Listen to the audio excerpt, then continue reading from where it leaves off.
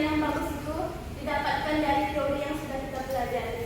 Saya berharap ibu-ibu serta bapak nantinya ke depannya dari teori-teori yang kita sudah pelajari dapat kita nanti dalam prakteknya dapat kita hasilkan dengan produk yang baik nantinya.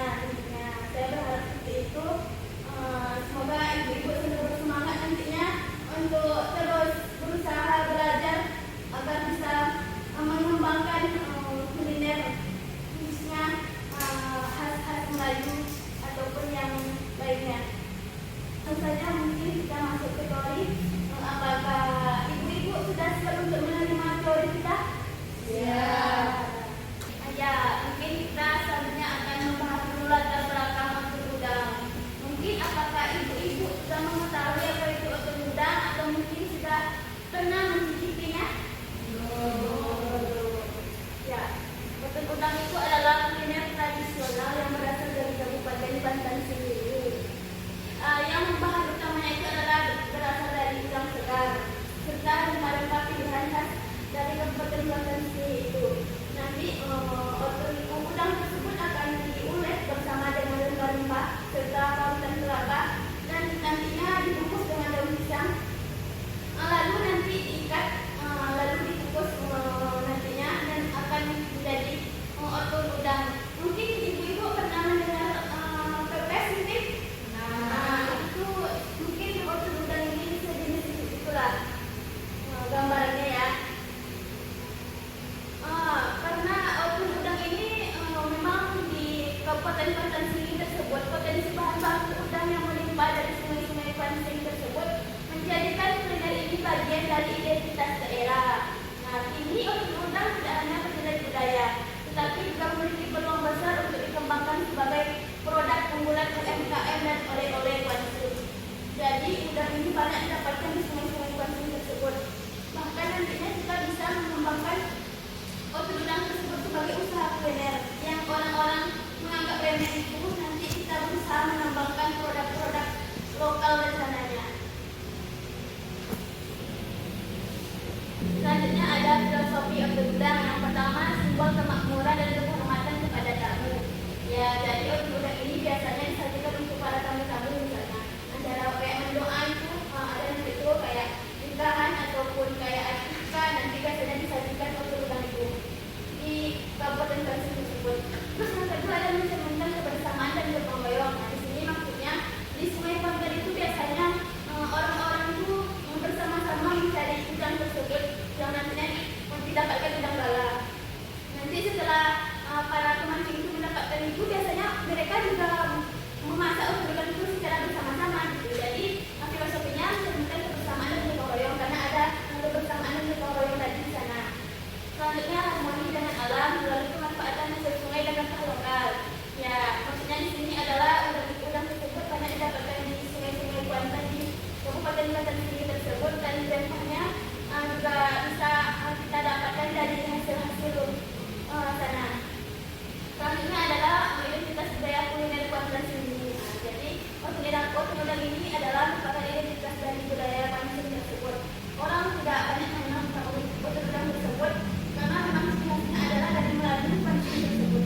Selanjutnya ada kandungan gizi otot udang.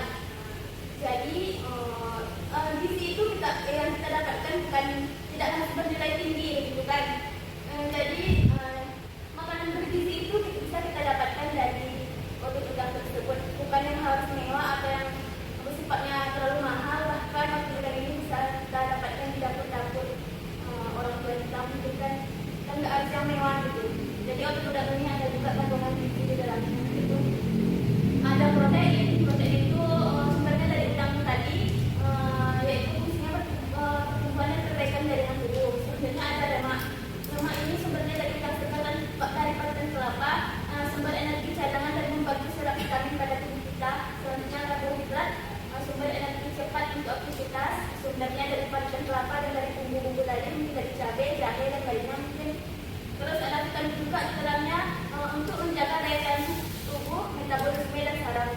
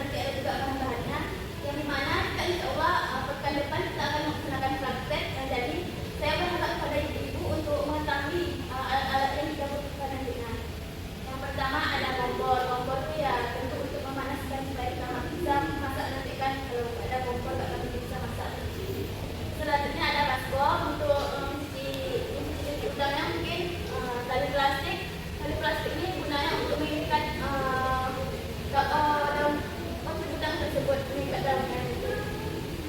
Selanjutnya ada spatula, pisau untuk memotong-motong, kaki pembusat untuk mengukus daun sendiri, dan ada gunting untuk menggunting daun-daun pisangnya sekali plastiknya. Dan yang terakhir ada daun pisang yang sudah dilalur.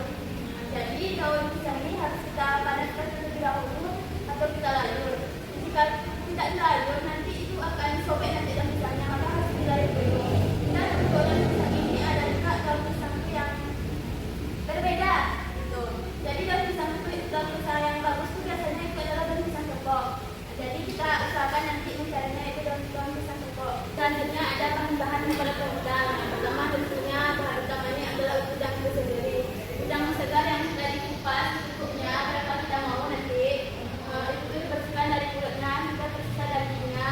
Biasanya sih kalau di konsumsi itu ciri khasnya memang dengan kulit udang itu memang diulek langsung. Tapi kan kalau dipandang saat penyajian kita mungkin itu kurang apa lah, mungkin kan karena masuk ke kulit kan, jadi tenaganya itu tidak bagus nanti dilihat, makanya bagusnya kita kupas terlebih dahulu udangnya. Selanjutnya parutan kelapa secukupnya, bawang merah 5 siung, bawang putih 3 siung, cabai merah 5 buah, cabai rawit 3 buah, itu opsional tergantung selera pedas dari kita masing-masing. Selanjutnya ada jahe dan kunyit 1-2 jari, daun kunyit 1 lembar, garam, gula, ini tidak rasa secukupnya, dan juga ada daun jeruk 2 lembar dan daun salam 1 lembar. Jadi ini adalah mungkin bahan-bahan membuat otot udang. Apakah sudah bisa ditangkap dan membayangkan hasilnya nanti? Cara penting yang harus kita ketahui cara memasak otot udang. Pertama, bersihkan udangnya.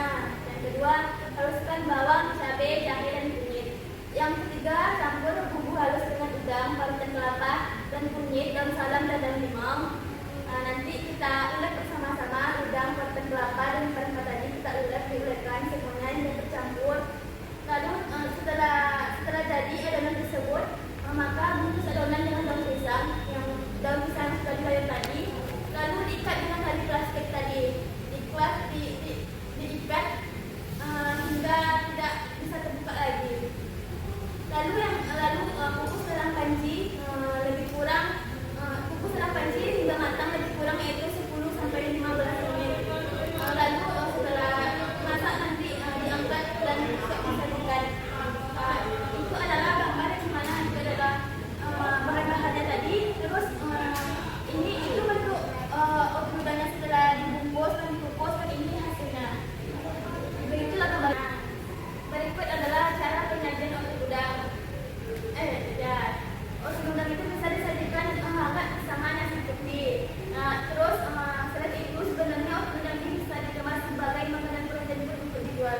Jadi nanti saya berharap kepada ibu-ibu nanti bisa ya, supaya kita bisa mengembangkannya kayak mana sih otot udang bisa jadi protein food, sehingga itu kan akan menjadi nilai jual yang lebih tinggi nanti bagi kita kan. Saya berharap semoga besok bisa mengembangkannya. Apakah siap, Bu? Siap. Otot udang yang dikukus dan ini hasilnya. Ini adalah bentuk otot udang yang bisa disajikan dengan nasi hangat, nasi panas. Dengan otot udang itu bisa dijadikan sambal. Bagaimana? Apakah menarik menurut ibu-ibu? Apakah mengunggah saudaranya? Wow. Gimana? Ya, mungkin terakhir teori kita ya. Saya sudah menyampaikan bagaimana cara membuat otot udang, alat bahannya, filosofinya, pandangan titik. Tadi saya sudah menjelaskan semuanya. Saya berharap ibu-ibu sudah memahami sehingga di praktek nanti kita bisa laksanakan nantinya. Jadi otot udang ini bukan sekedar makanan tradisional, tetapi warisan budaya Pancasila ini yang memiliki nilai ekonomi. Mari lestarikan kuliner tradisional dan kembangkan sebagai produk UMKM. Jadi otot udang ini bukan hanya saja warisan budaya atau ciri khas budaya tersebut, melainkan kita nanti bisa mengembangkannya sebagai produk UMKM mungkin, sehingga nantinya ibu-ibu yang hanya bekerja di rumah saja bisa mendapatkan uang nantinya dari hasil tersebut, dan ibu bisa juga menjual produk tersebut lewat online nanti kan. Nanti saya berharap karena otot udang ini merupakan khas Pancasila ini, dan nanti kita bisa memikirkan bagaimana itu bisa berkembang sehingga menghasilkan uang bagi kita. Dan kan Pancasila itu terkenal dengan budaya berjalurnya, sehingga nanti wisata-wisata dari luar kan sudah banyak datang ke Pancasila, sehingga nanti otot udang itu